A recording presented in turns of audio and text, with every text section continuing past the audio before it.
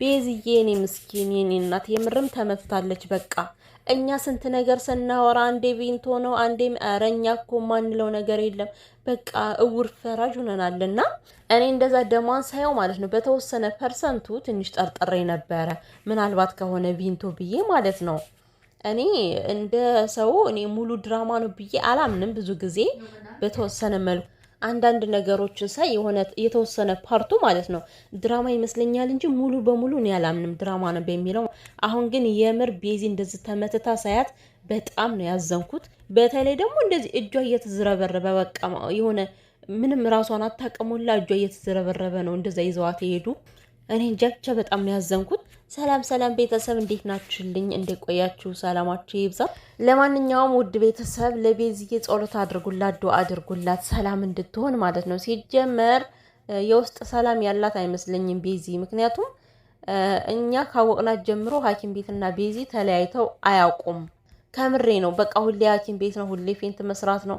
እና ከዚህ መውደቅ ጀርባ ምን እንዳለ ምንም የምናውቀው ነገር የለም። ከባድ ነገር እንዳይፈጠርባት ብቻ ፈራለሁና ቤዚዬ እኔ ምስኪን አይዞሽ ልደት አከብራለሁ ብላ እንግዲህ እሷ ደሟን አፍስሳ ነው የተመለሰችው።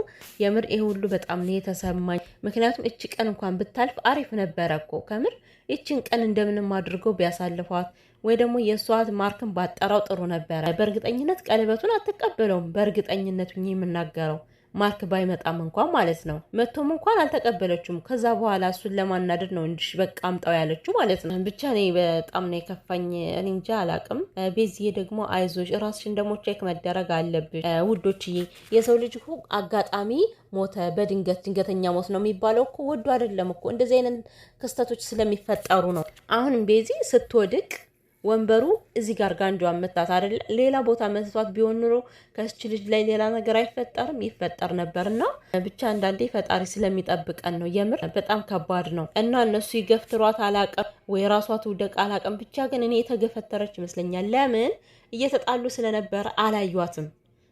አንዳንዴ እኮ ማለት ነው ከሚጣላ ሰው ገላጋይ ነው የሚጎዳ ትለኛለች እናት። የምር እዛ ትልቅ ጸብ ካለበት ቦታ ላይ ገላጋይ ሆነሽ እንዳትገቢ ትለኛለች። እግዚአብሔር እንምላችሁ። ለምን ገላጋይ ነው የሚሰበረው ከዛ ውስጥ እና እየገላገለች ስለነበረ እየገፈተሯት ይመስለኛል።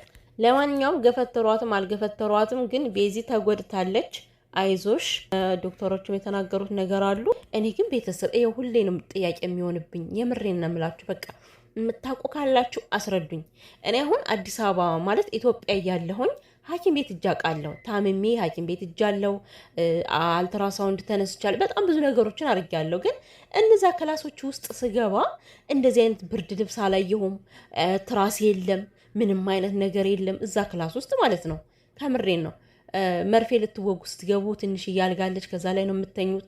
ግን አሁን ላይ ሳየው የሆነ ቦታ ላይ ሰዎች ታሞ ሲገቡ በተለይ ዩቲዩበሮች ማለት ነው ቤተሰብ ብርድ ልብስ አለ። ሐኪም ቤቱ ሐኪም ቤት አይመስልም። ትራሱ ምናምን እኔ ግርም ነው የሚለኝ ነው ወይስ እነሱ እየወሰዱት ነው? እነሱ እየወሰዱት ነው ማለቴ ለታመሙት ሰዎች ብለው እየተወሰደ ነው ብርድ ልብሱ። እንዴት ነው ነገሩ? አስረዱኝ እስኪ ይሄን እንዴ። ብቻ እኔ እንጃ። እኔ ቢዚ ነቅታ እስከማያት ድረስ እኔ ጨንቆኛል። ማርያምን ነው የምላችሁ። የሆነ ልቤ ልትወጣ ነው በቃ። ነቅታ ስታወራ ማየት እፈልጋለሁ። መንቃቱ አይቀርም እኮ ትነቃለች። ግን አንድ ቀን ለዛውም ደግሞ ጠንካራ ከሆነች ነው የተባለችው። የሆነ ድክም ብላ ከሆነ አሁን ትቆያለች ማለት ነው። ከአንድ ቀን ሌላም ትጨምራለች፣ አትነቃም። ወይ ፈጣሪ ሆይ። ይሄ ልደት ግን አሁን ቤዚ ምንድን ነው ብላ ልታወራ የምትችለው? መቼም በህይወቷ ልትረሳው የማትችለው ልደት ቢኖር ይሄ ነው በቃ። ለዚህ ሁሉ ተጠያቂ ደግሞ ጓደኛዋ ነች። አስሬ ደግሞ አንተነህ ተጠያቂ ትለዋለች እና ኧረ እባክሽ ደፋር አንቺ ነሽ ተጠያቂ። ልጅቷ ሳታስበው አሁን አማክርሻት ነው ቀለበት ሊያደርግልሽ ነው ምናምን ብለሽ እኮ አላማከርሻትም አይደለ? ድንገት ነው ቀለበት እንዲያደርግላት ልጁን አስገድደሽ ያመጣሽው። ማርክ ምን ያድርግሽ? ስነ ስርዓት ያዥ። አንቺ አፍሽን አትክፈሽ ከማርክ ላይ። ማርክ ምን ያድርግሽ? እቺ ድግስ ብርቆ ደግሞ ከሰው ድግስ ሰተት ብለህ ትመጣለህ ሳትጠራ ትላለች እንዴ? ማርክ ያንቺን ድግስ ፈልጎ ነው የመጣው? ምን አይነቷ ባለጌ ሰው ነች? ስነ ስርዓት ያዥ አንቺ። ይኸውልሽ ማለቴ አንቺ ጎበዝ ከሆንሽ ጥሩ ሴት ከሆንሽ መልካም ጓደኛ ከሆንሽ ማርክና ቤዚን ለማስታረቅ ሞክሪ እንጂ ከማርክ ላይ እንደዚህ አፍሽን እንዳትከፍች። የምር በጣም ነው የምትደብሪው። ማርክ ከዛ ቦታ ላይ ተጠርቶ እኮ ነው የመጣው። ምን የሚያውቀው ነገር አለ እንዴ? ኧረ ይገርማል በጣም። አንዳንዴማ የሆነ ሰውን ያለ ጥፋቱ ስትናገሩ በጣም ነው የሚደብረው የምር። አሁን ማርክ እንደዚህ በአንተ ጥፋት ነው ስትለው እኔ በጣም ነው የተናደድኩት። ምክንያቱም ማርክ ከዛ ጋር ምንም የሚያውቀው ነገር የለም እኮ ተጠርቶ ነው እንደማንኛቸውም የሄደው። የአንቺ ድግስ በአፍንጫ ይውጣቦ። ምን ይቺ ድግስ ብርቅ የሆነች ሴት ደግሞ ልጅቷ አዛታማ ድግስ ትላለች እንዴ? አንቺ ነው እንደውም ልጅቷን እንደዚህ ጭንቅላቷን ቀሪር አድርገሽ ያስቀመጥሻት። ቤዚ መናቃት ማንነቷ ይሄ አይደለም። በነገራችን ላይ ይሄ ማንነት የላትም ቤዚ። አንቺ ነው እንደዚህ ያደረግሻት። ከየት ነው የመጣሽው? እስከዛሬ የማናቃት ጓደኛ እኮ ነው እንግዲህ ቤዚ ከየት ፍልቅ አድርጋ እንዳመጣቻት አናቅም። ጓደኛ የለኝም ነበር የምትለው አይደል እንዴ? ከየት መጣች እቺ? የእሷን ሰላም መሆን የማትፈልግ የተፋቀሩ ሰዎችን ለመለየት በዚህን ያክል ቆርጠሽ ትነሻለሽ? የሰው ልጅ እኮ ይጋጫል፣ ይጣላል። ፍቅረኛሞች አይጣሉም ያለሽ ማን ነው? ምን አይነቷ ደፋር ናት? እና ስነ ስርዓት ይኑርሽ እናቴ፣ ስነ ስርዓት። የምሬን ነው። ማርክን እንዳትናገሪ። ሲቀጥል ደግሞ የወንድየው ይግረም እኮ ቤተሰብ ሰማችሁልኝ አይደለ? እናንተ ምንድናችሁ ብላ ስትጠይቅ እኔ ባሏ ነኝ አለ እኮ። አፉን ሞልቶ ደረቱን ነፍቶ ማለት ነው። መቼ ያገባሃት ባሏ? ሲጀመር አንተ የት ነበርክ እንዴ? አንተ እኮ ሀገር ለቀ ነበር፣ ሀገር አልነበርክም አይደለ? እና በዚህ መካከል እንዴት ነው ግን አንተ ይሄን ያክል ጊዜ ስትጠፋ ፍቅር አይፈጠርም ሌላ ሰው አትለምድም ብለህ እንዴት አላሰብክም ግን እስከዛሬ ድረስ? እና አሁን በድንገት መጥተህ ባሏ ነኝ ገለመሌ ምናምን አትበልብን። አንተ ባሏ አይደለም ሲጀመር፣ ባሏ ልትሆንም አትችልም። ቤዚ የምትወደው ማርኬን ነው። የሆነ ያለፉ ታሪኮችን ለጣጥፈህ እንደ አዲስ ነገር አድርጋ አምጥተህ ነገሮችን ካበላሸ በኋላ ማለት ነው። አሁን ላይ ደግሞ አስሬ በአንተ ምክንያት ነው አትበሉ እንዴ! አረ ስነ ስርዓት ያዙ እናንተ ሰዎች እንዴ! ማርኬን ሊበሉት ነው እንዴ? ቆይ ምን ያድርጋችሁ? ሲጀመር ማርክና ቤዚ ይዋደዳሉ። በእናንተ ምክንያት ነው እንደዚህ የሆነ ያለው። ልጅቷ ገና ጨርሳ ሳትለያይ ቀለበት አንተ ተንበርክከ ራዛ አንበርክኮ ይኑር እንዴ! ምን አይነት ብልግና ነው ይሄ? በጣም ስድ ናችሁ።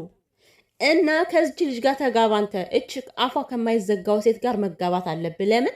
እናንተ ተመሳሳይ ናችሁ። የምሬን ነው ማለት ተንኮላችሁ አንድ አይነት ነው። መልካችሁ ሁሉ ሳይው አንድ አይነት እኮ ነው። የምር አንድ አይነት ናችሁ። ተጋቡ፣ ትመጣጠናላችሁ። ከቤዚ ህይወት ግን ውጡ። ሁላችሁም ጥርግ ብላችሁ ውጡ። ቤዚ ጓደኛ ሳይኖራት በፊት ሰላም ነበረች። አንዳንድ ጓደኛ የተመረቀ ጓደኛ ሲሰጣችሁ እንጂ ማለት ነው እንደዚህ የተመታ ጓደኛ ሲሰጣችሁ ይኸው በቃ ከእናንተ ላይ የሚደርሰው ነገር ማለት ነው። ምድረ ምቀኛ ሁላ ዋሽታችሁ ማስታረቅ እስኪ ልመዱ። እና ያም እየተነሳ ማርክና የቤዚ እህት ምንም አላጠፉም። የቤዚ እህትም እኔ በመልካምነት ነው የጠራችሁ። ልደቷን አብሮ እንዲያከብር ስለፈለገች እንጂ በዛ ሰዓት አሁን ማርክ እናቴን አሳርቂኝ ለማለት አይደለም የሄደው። ግን ልደቷ ስለሆነ እንዲከበርላት አብሮ እንዲያከብር ስለፈለገች ነው። እና ሁለቱ አላጠፉም። ድብን አድርጋችሁ ያጠፋችሁት እናንተ ናችሁ። ምን አትወላገዷ። አፋችሁን ዝጓ እንዴ! አፋችሁን ዝጉ። ማርክን አትናገሩት። ምክንያቱም በዚህ ዙር ማለት ነው እናንተ ነው ጥፋተኛ የሆናችሁት። እንደዚህ ስናገር ደግሞ ማርክ አላጠፋም እያልኩኝ አይደለም፣ ግን ደግሞ መስመር ዘላችሁ እንድትናገሩት አልፈልግም።